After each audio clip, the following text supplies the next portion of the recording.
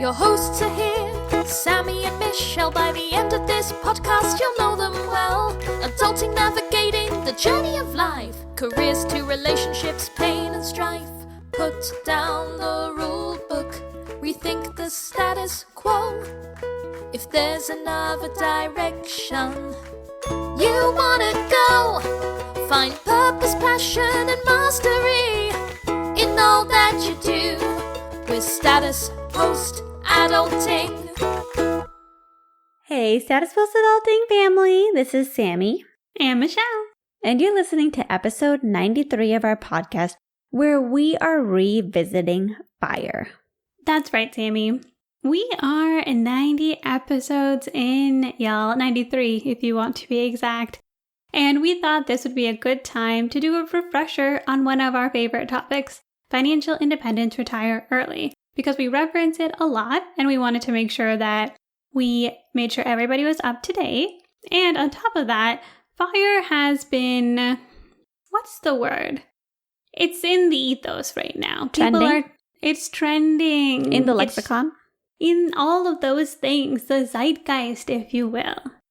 And so we wanted to do a quick refresher at the beginning and then talk a little bit about it culturally so you can have our point of view on some of those things, as well, of course, as share a little bit of our personal thoughts on financial independence and how it's been affecting our lives. Yes, we definitely want to share about our journey with FIRE so far. Because we are not done with our journey, but we are on this journey together, which is even better, in my opinion. No, I agree. And what is FIRE? Financial Independence, Retire Early? It's a movement. What does it mean to be financially independent? That may be your question. It does not mean that you are not asking your parents for money. No, it means that you are not asking a W-2 for money. You have enough money invested or in assets to live for the rest of your life. Sounds good. Sounds like a lot of money. Turns out it's less than maybe you're thinking. Definitely less than I expected. Me too, Michelle. In the FIRE community, they often use the 4% rule, which is based off of a study called the Trinity Study, to determine what your financial independence number is. And this number is calculated by taking whatever you spend in 1 year and timesing it by 25. That number is the amount of money that you need invested to live forever, assuming a 4% interest rate. For example, if you use $60,000 a year, then you times that by 25, you get 1.5 million. So 1.5 million is a number that you need to live forever, because 4% of 1.5 million is 60,000.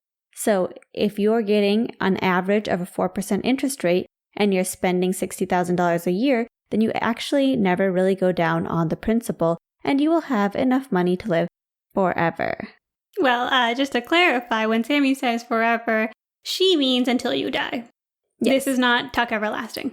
Yeah, this assumes that you'll probably die.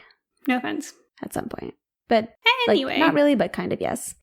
Which is fine because this is basically our Halloween episode, so yeah. cool. It's so fun.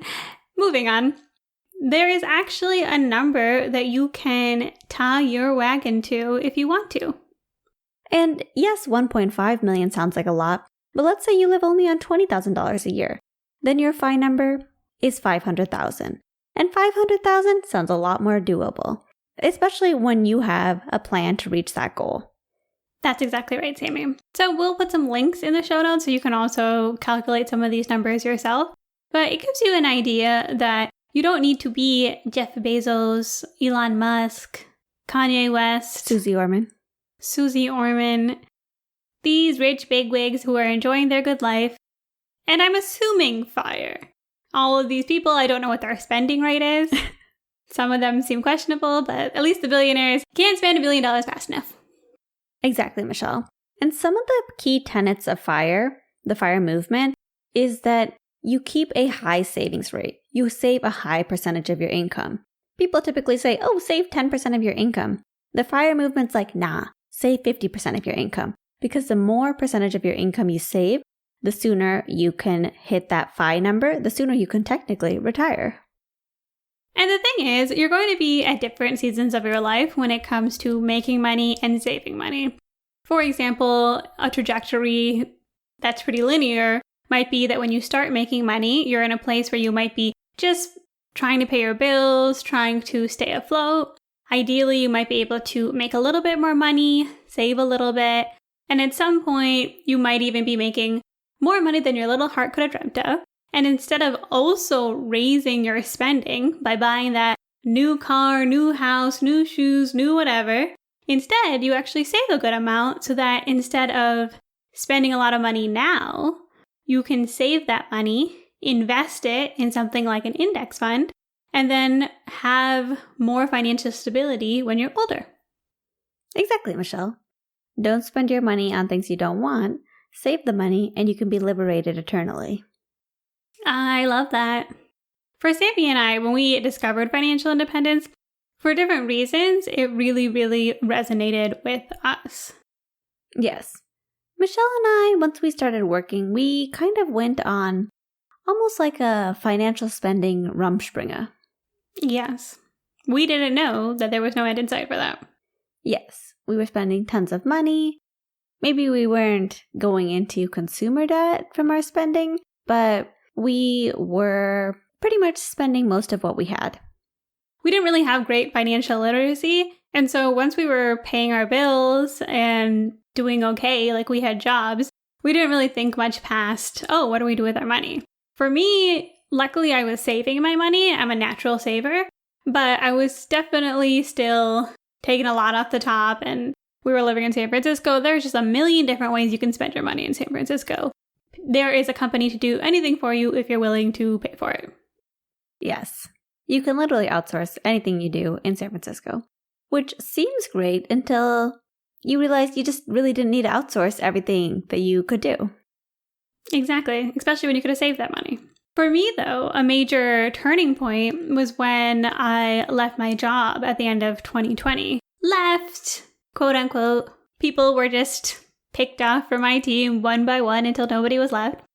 And I realized in that moment, one, my mental state wasn't great, so I didn't necessarily want to jump back into the job market. But also, I started to look at my savings and I was doing the math, and I realized, hey, I can actually make this last for a pretty long time, especially if I take advantage of certain things. Like my parents wanted me to move home, which I did that year. Now we moved somewhere that's a low cost of living. And so I was able to keep my costs low, but I actually had savings so that I could, instead of moving to my next sales job, I'm actually getting a chance to pursue more creative projects. And that takes time to build money, quite frankly. I'm not exactly living off of that income. But at the same time, anything takes time.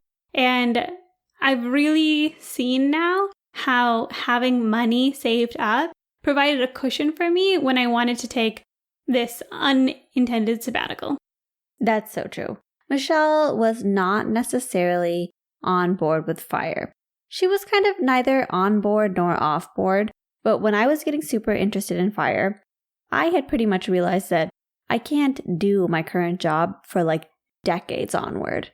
I like my job, but not enough to do it for 50, 60 more years. That seemed pretty insane to me. Especially since your job has a lot of burnout. Yes, it has a lot of burnout. And so when I heard of FIRE, I saw it very practical, especially for me because I have a reasonable income. And if I can just save a high percentage of that income, I simply don't have to work forever and actually can retire pretty quickly. I personally thought this was the greatest thing since sliced bread. Michelle, however, was much less interested in FIRE until she left her job. Yeah, I will say I had better innate finance habits because I was saving money, but at the same time, I thought that was good enough.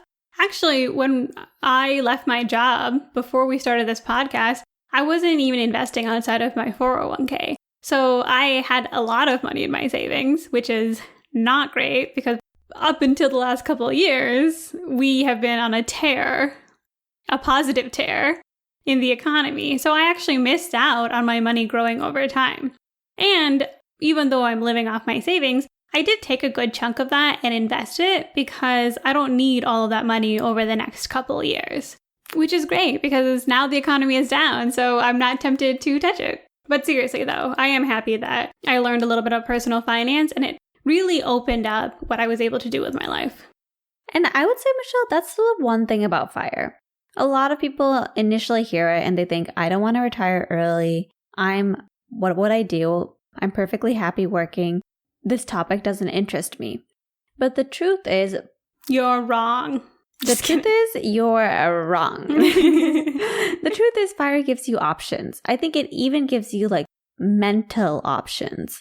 There's something about just having enough money, like having money where you know you don't have to work for 1 year, 2 year, 3 year, 5 year, 10 year. Even if it's not forever, there's something that allows your brain to be more creative because you're not coming from a place of scarcity. 100%, Sammie. I think the thing that really resonates with us is financial independence is really increased financial security. And I think as a movement, especially since now there's like more and more people who've been doing all of this FIRE stuff, what we're seeing is that none of those people want to retire. Honestly, if you're organized enough to retire early and figure all this out, you probably will get bored doing nothing and just chilling on a beach or whatever it is people imagine when they think about retiring. Yeah, I do think if you're the type of person who can achieve financial independence, because it does involve some organization and strategy, you're probably the type of person who, even if you're not trying to make money once you're financially independent, you probably will, just because you'll pursue something long enough that will have money as an end goal. Yes, there's something about being orderly and being focused that just leads to money making sometimes. And if it doesn't, you're still okay because you don't need it to make money. In terms of doing something, say, creative or something that's more fun, it puts a lot less pressure on your art or your project or your new business venture because now you have the runway to work on something without having to worry, oh my gosh, I have to feed my family. I have to make all of these things happen. For myself, how can I possibly, I feel desperate that I need to make money doing this. Yeah, Michelle, exactly. Like when you're financially independent, the money part is optional. So it's great if you make money, but you allow yourself more time to really dig into the skills and really get into I think for a lot of mavens, maybe the interesting part of learning something rather than focusing on trying to monetize those talents as soon as possible. That's true. And also no shade if you do want to go relax on a beach. Mm-hmm. Live your best life. Frugally.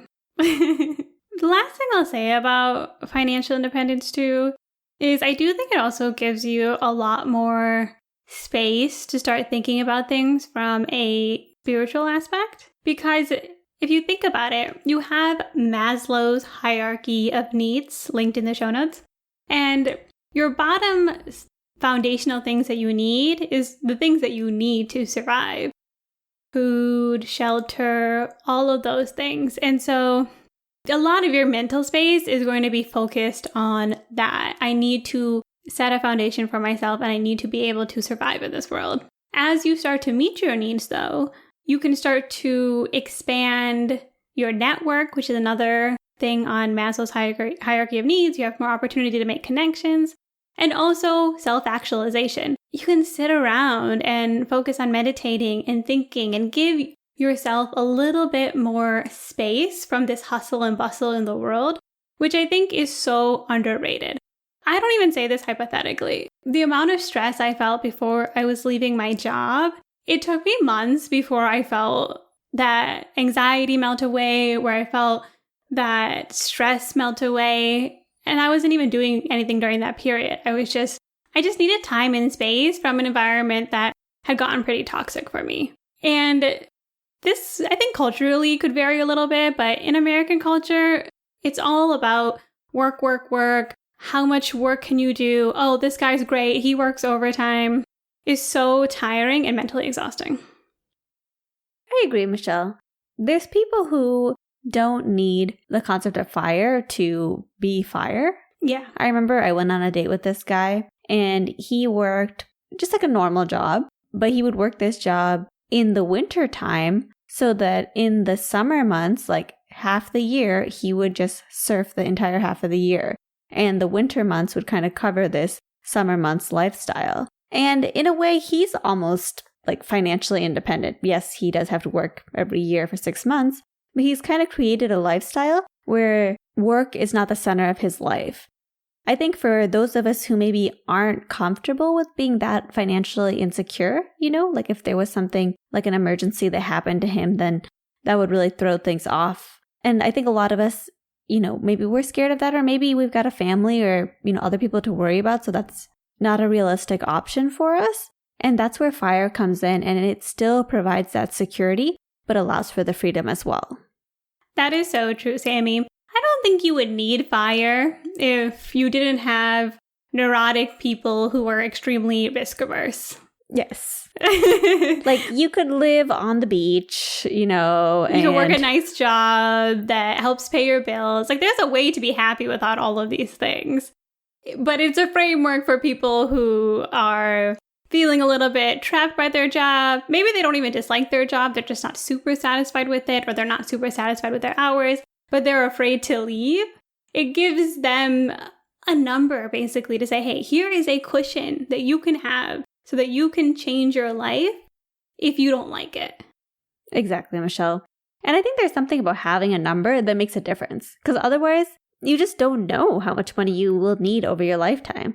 But there's something about, having a number where you can be like, hey, I'm halfway there. I'm 3/4 of the way there. I'm 1/4 of the way there. You have like a realistic, tangible idea of when you'll reach this number that is pretty much infinite supply for you. And that changes everything.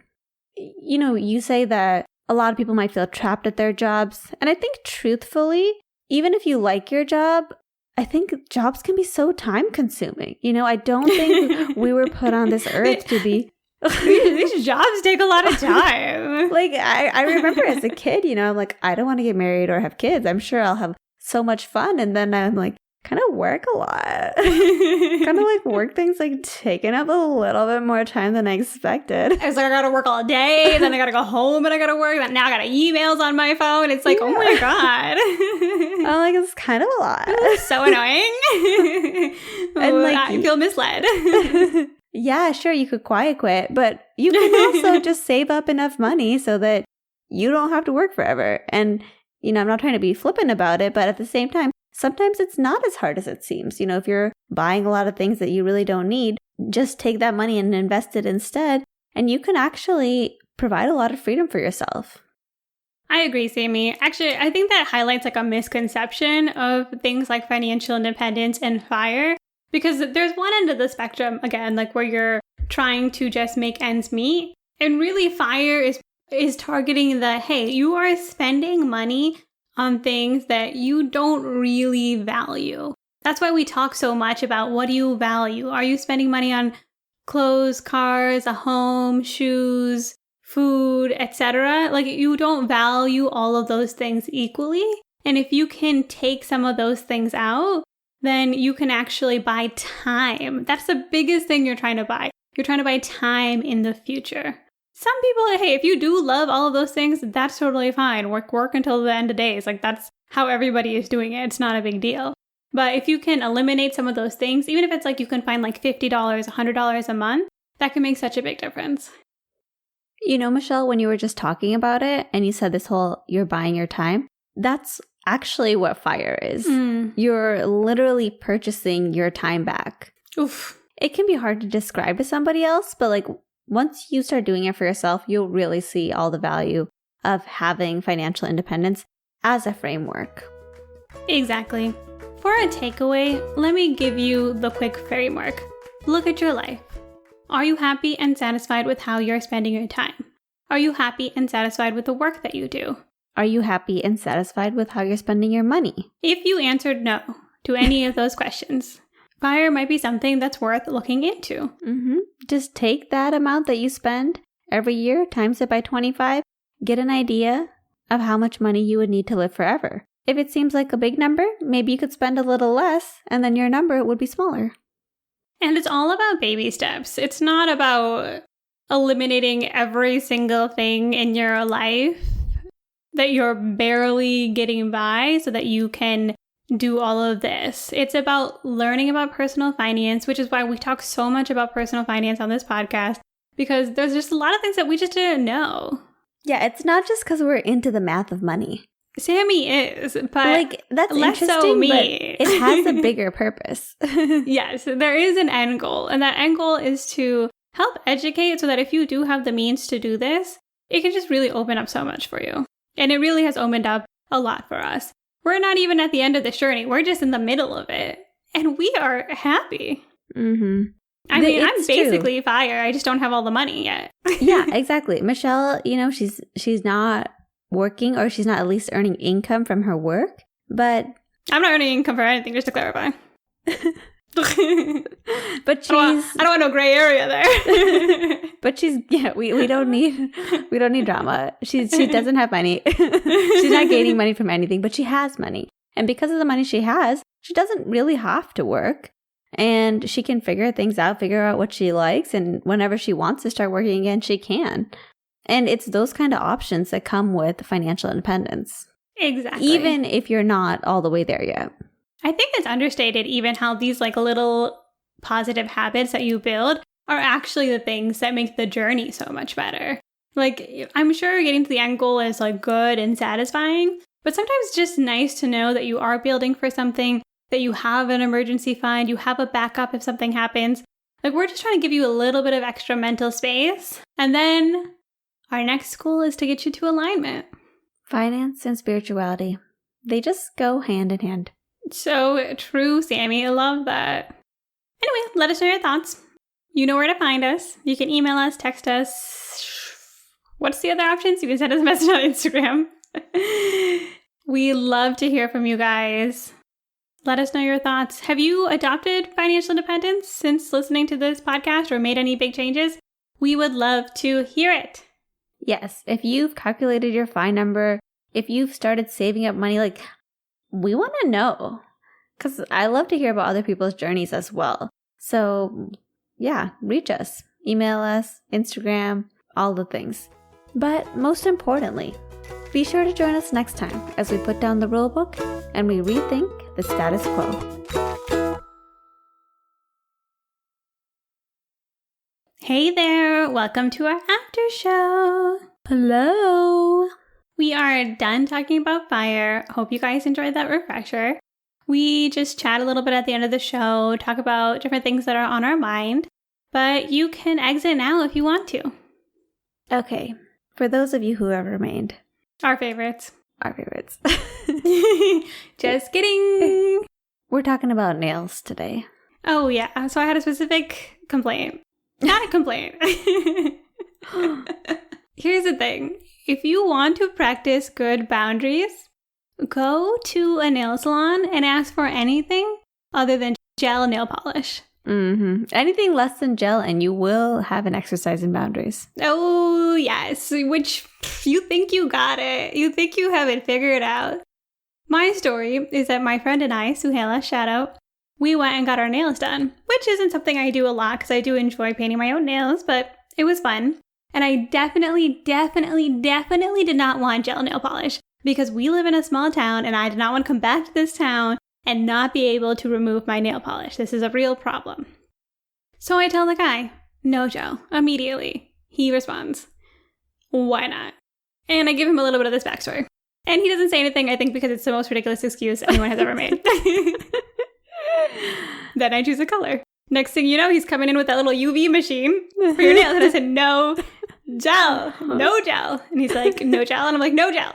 Then he comes in, he brings these gel nail polishes. And I'm like, no gel. But at that point, I was like, I don't really know what he's going to do. And he's like, yeah, he's like telling me that he understands what I'm saying. He brings the UV thing again. I'm like, no. And he's like, so he paints my nails with gel nail polish, but he has me like dry them and like do them normal, like without gel. And I don't know the science behind this stuff. Like, I don't know what that UV stuff actually does. But I was just like so frustrated because I was like, why can I not just come in and get a normal manicure? Why do I have to be forced into getting a gel manicure? You know, you make a good point. Because I also went to get my nails done.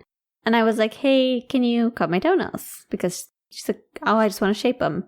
And I was like, no, mine grow quite fast. She didn't want to do it. You know, let me tell you something. It's not even that they grow fast, okay? Sammie doesn't cut her toenails. Okay.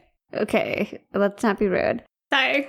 But, I thought maybe she doesn't want to risk giving me an ingrown, so, respect. But then she also was obsessed with putting gel on my toenails. And I'm like, no, they grow really fast. Like, the gel is just going to be so weird. And I'm not trying to get my toenails done all the time, Like, I just want a color that I can eventually start to wipe off when it looks bad. Exactly. It's so true. And I get why they push the gel. It's cheaper, faster, and you're forced to come back because there's no way to get it removed otherwise. So business-wise, I understand it makes sense. And I even understand why they push it. Because honestly, I have been convinced many a times to just switch to gel. So it is advantageous to them as business people. But it feels like even when you're winning, you're losing. Like if you go get your nails done and you ask for a normal manicure and you come out with 100% normal manicure, you have good boundaries. Mm-hmm. Good for you. Yes. You can now enter any Indian home and you will have no problem. Mm-hmm. So you can say clearly you know how to set your own boundaries. Exactly. They won't like you very much, but nope. They'll hate you won't care because you have such good boundaries. Can't even imagine that kind of lifestyle. Literally. But it sounds amazing. We want it for sure. Anyway, guys, thanks for listening to our gel polish rant. Thank you. Bye. Bye. Happy Halloween.